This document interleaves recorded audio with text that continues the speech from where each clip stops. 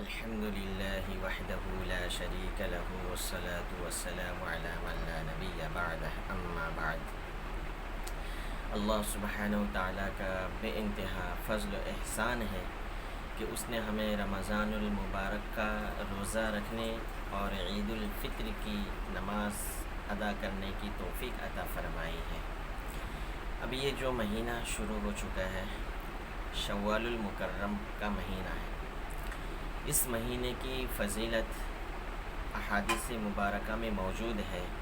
نبی کریم صلی اللہ علیہ وسلم کا فرمان کہ جو شخص رمضان المبارک کے روزہ رکھنے کے بعد شوال المکرم کے 6 روزے رکھ لے تو وہ ایسا ہے جیسے کہ اس نے پوری زندگی اس نے روزہ رکھا ہے۔ ایک روایت میں اللہ کے رسول صلی اللہ علیہ وسلم نے ارشاد فرمایا، ابو ایوب انصاری رضی اللہ تعالیٰ عنہ راوی ہے، حضور فرماتے ہیں من صام رمضان ثم اتبعہ ستا من شوال کان کصیام الدہر، او کما قال رسول اللہ صلی اللہ علیہ وسلم، کہ جس نے رمضان کے روزے رکھے پھر اس کے بعد شوال کے 6 روزے رکھے تو یہ پورے زمانے کے روزے رکھنے کی طرح ہے۔ کیا مطلب؟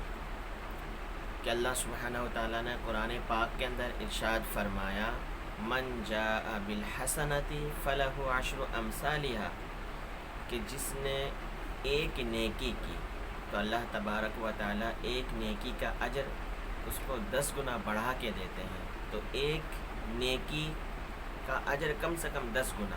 تو بندہ جب ایک مہینہ کا روزہ رکھتا ہے تو اس کے نامہ اعمال میں 10 مہینے کے روزے رکھنے کا ثواب اور اجر ان کو ملتا ہے۔ اس حساب سے رمضان کا ایک مہینہ روزہ رکھا تو اس کے بدلے میں 10 مہینے کے روزہ رکھنے کا ثواب، اور رمضان المبارک کے بعد شوال کے 6 روزہ رکھے تو 6 روزے کا اجر گویا کہ 60 روزے کے برابر ہے۔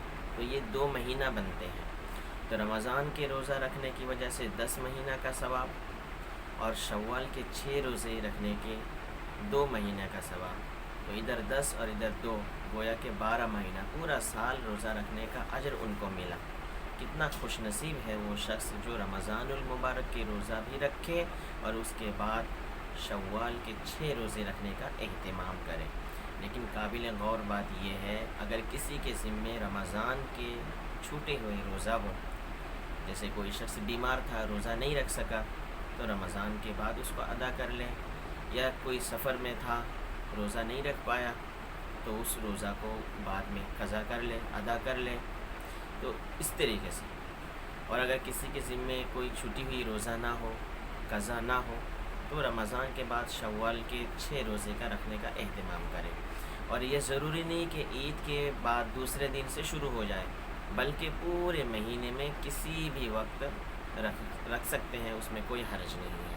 تو اللہ تبارک و تعالی ہم سب کو اس ثواب کو لوٹنے کی توفیق عطا فرمائے، اور رمضان کے ساتھ ساتھ پوری زندگی میں پورے سال، ہر سال رمضان کے بعد شوال کے 6 روزے رکھنے کی اہتمام کرنے کی توفیق عطا فرمائے۔ آمین و آخر دعوانا ان الحمد للہ رب العالمین۔